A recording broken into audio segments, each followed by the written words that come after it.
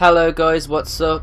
It's DemonicLamb here, and as you can see from the screen, Metal Gear Solid 3. So, I know I said that I was going to play every single Metal Gear game, and you're probably thinking, well wait Dan, why aren't you playing them when they first get released? I'm actually going to be playing them in order of story.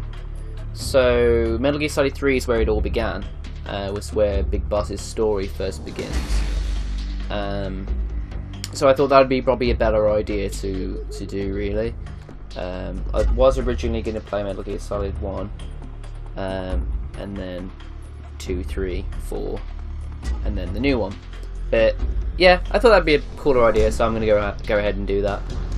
I haven't played this game in quite a long time. I played a little bit earlier just to see if I could get into it, and it's a lot different from Ground Zeroes. So yeah, it took some little bit of getting used to, but let's just jump right into it. I have the HD edition, of course, that came with the Legacy Collection that I bought,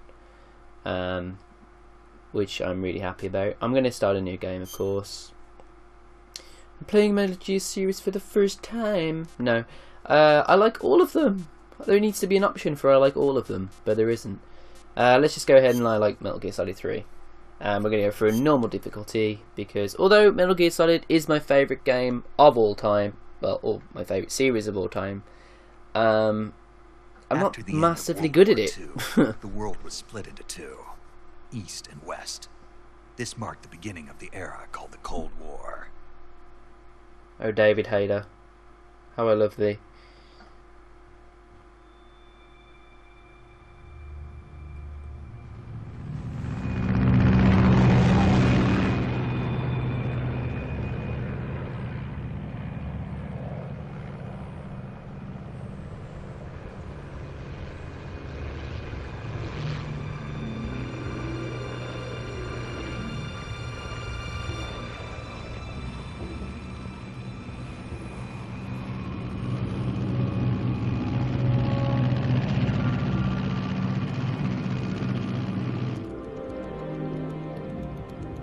Pakistan, altitude 30,000 feet.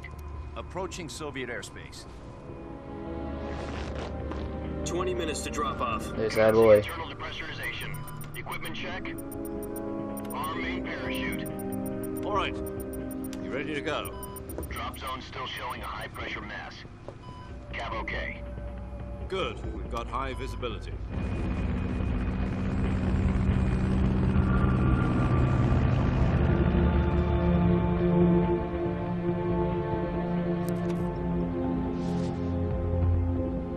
Put out that Like a good smoke before a Connecting jump. oxygen hose to interior connector. Put on your mask. You getting order me about, dude?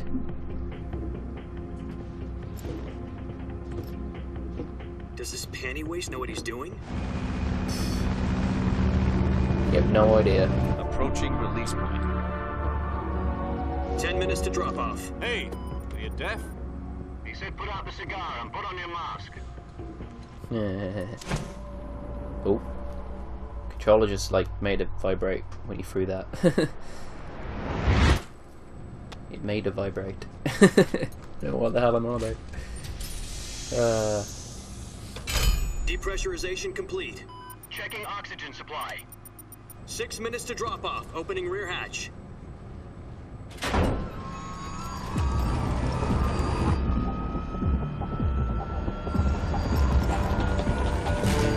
Sunrise.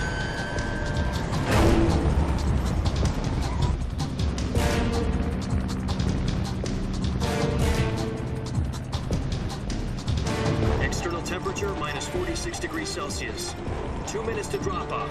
Stand up. It's a lot like Raiden's diving helmet, isn't it? From the second game. Try not to get frostbite from the wind chill. 1 minute to drop off. Move Try. to the rear. Activate bailout model. This is one for the history books. The world's first Halo jump. 10 seconds to drop off. Stand by. Status okay. All green. Prepare for drop off. Go, go, go. 5, 4, 3, 2, 1. Spread your wings And fly. God be with you. You're a braver man than me, big boss. That's for sure.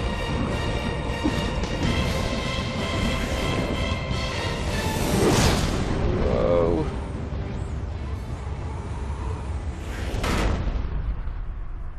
The man himself. Jack, I've got some important news. The head of the CIA has finally given us the green light for the virtuous mission. Virtual mission? No, the virtuous mission. The future of our Fox unit depends on it. If it succeeds, we'll be officially organized into a unit. Virtuous mission? Sounds like some kind of initiation ritual. You know, don't get cocky. This isn't a training op. Right. So what exactly is this wonderful mission? Well, about 2 years ago, a certain Soviet scientist requested asylum in the West through one of our moles. His name is Nikolai Stepanovich Sokolov. He's head of the OKB 754 Design Bureau, one of the Soviets' top-secret weapon research facilities, and the East's foremost expert on weapons development. Sokolov? Isn't he that famous rocket scientist? The very same. On April the 12th, 1961, the Soviets achieved the first manned spaceflight in history. The Earth was blue, but there was no God. Well spoken. The rocket that carried Yuri Gagarin to orbit was the A-1, known as the Vostok rocket. Sokolov is said to be the man most responsible for the multi-engine cluster used in that rocket. After Gagarin's flight, Sokolov left rocket development to become the head of the newly established Design Bureau. From a lowly technician to head of a design bureau, that's quite a success story. So why do you want to defect? It seems he'd become afraid of his own creations. It's a good question. Afraid. Call it a crisis of conscience. And for that, he left his country and his family behind and went over the fence? Not exactly. One of his conditions was that his family was also to be taken safely to the West. We used a mole to get the family out first, and succeeded in sneaking Sokolov over the Berlin Wall shortly afterwards. I was the one who conducted the operation. The security on the eastern side was still full of holes back then. Then what? We got Sokolov over in one piece, but the whole ordeal had left him exhausted, and we checked him into a hospital in West Berlin.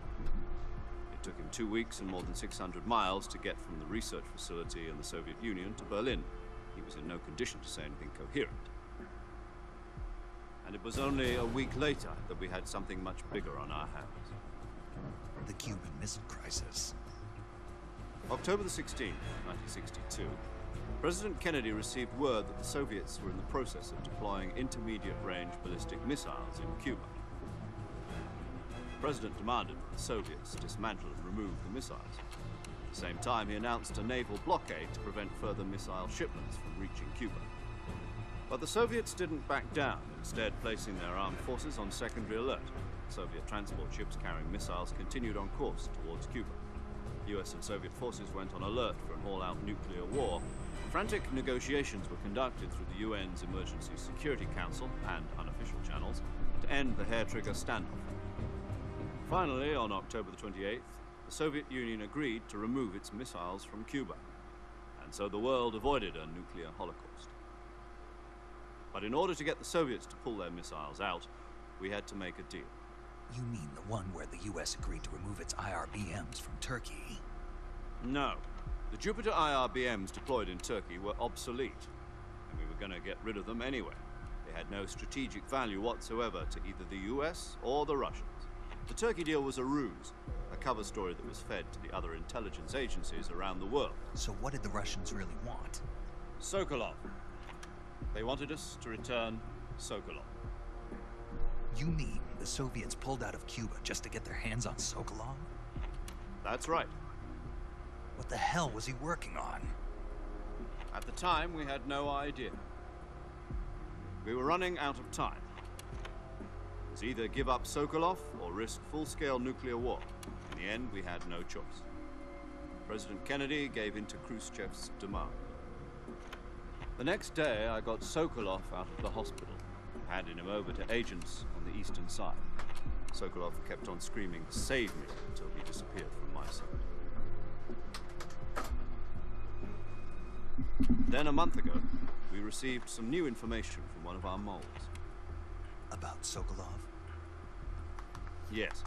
He was taken back to the research facility and forced to continue working on the weapon in question under KGB supervision. What's more, it's on the verge of completion. So what kind of weapon is it? Something to do with space rockets? No, missiles. Same technology. I guess you're right. We don't know the details, but it appears to be a new kind of nuclear device. For half a year now, the Soviets have been conducting frequent nuclear tests at Semipalatinsk. Something to do with the weapon, I assume.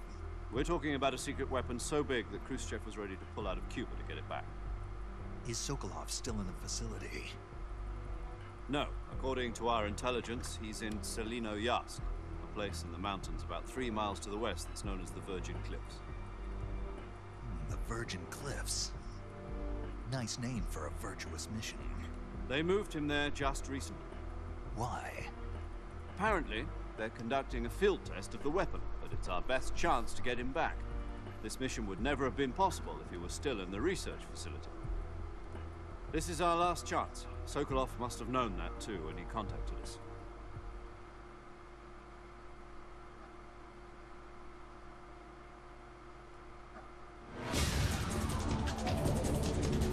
Here we go.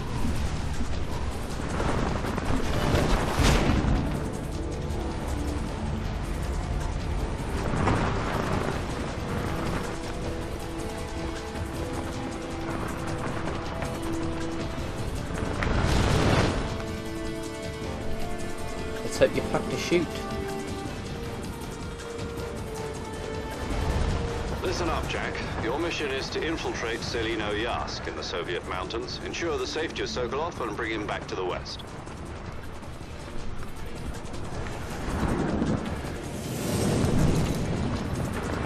If we don't get Sokolov back before that weapon is complete, we'll be facing a major crisis. The clock is ticking. Well, I'm sure we can do that.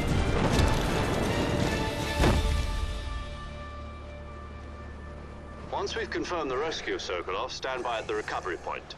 A recovery balloon will be dropped at that point. Helium will be pumped into the balloon to inflate it. The process takes about 20 minutes. Once it's complete, the gunship's arm will latch onto the balloon and pull it up. The Fulton surface-to-air recovery system. I'm familiar with the theory. Take it easy. It's been combat-proven. Do you think Sokolov is up to it? The shock will be less than during a parachute jump, and the arm can handle up to 500 pounds. So you're planning on going over the border in a single combat Talon? She's equipped with 2 6-barrel 20mm Vulcan cannons, as well as 2 40mm machine guns. Sounds like she could hold her own against a battalion of tanks. Even with the fuel in the reserve tank, we're facing a 4-hour time limit. If all goes well, it shouldn't take more than a few hours. Home in time for dinner. But if anything goes wrong, You'll be eating dinner, breakfast, and all the rest of your meals in the jungle.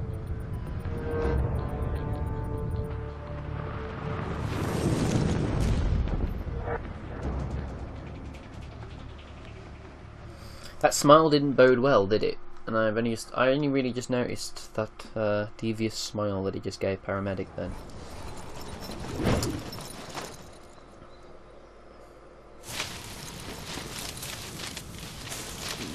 Goddamn. It's gonna be a bumpy landing. There goes my gear. Oh! Yeah. Like a pro. First Halo jump completed. Piece of piss.